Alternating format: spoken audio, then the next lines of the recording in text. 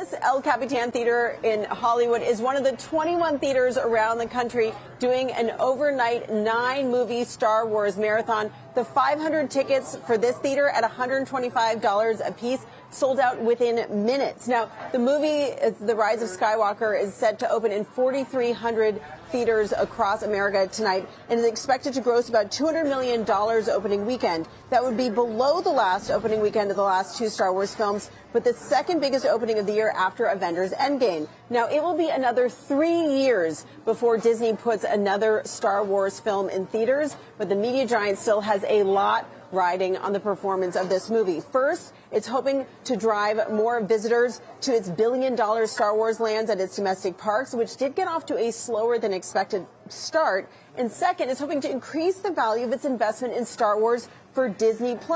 In addition to its Star Wars spin-off, The Mandalorian, which is the flagship series of the launch of Disney+, there are other live-action and animated series in production for that platform. Now, we'll have to see if having 7 episodes for The Mandalorian available for streaming right now on Disney Plus ends up driving more interest for people to come out and go to this movie, or if the fact that there's so much new Star Wars content available at home gives people more reason to stay at home and stream on the couch instead. Another risk factor for this movie is reviews. The reviews on Rotten Tomatoes are just a 56%. So we'll have to see what happens for the audience beyond that core Star Wars fan base. Guys? Hey, thank you, Julia. Before you go, let's just talk about the potential, thinking about the comps. Because of the great year they had, how hard is it going to be for next year?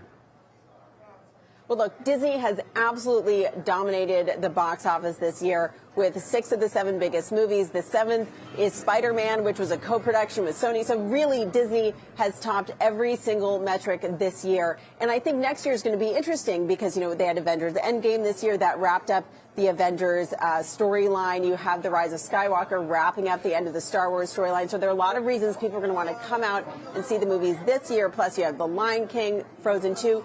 Next year, they have some interesting films, Steven Spielberg's West Side Story. They have 2 films in the Marvel universe, including Black Widow, but none of them quite have the same franchise potential as we saw with the Avengers and with Star Wars. So it will be a tough year in terms of comparisons for Disney next year.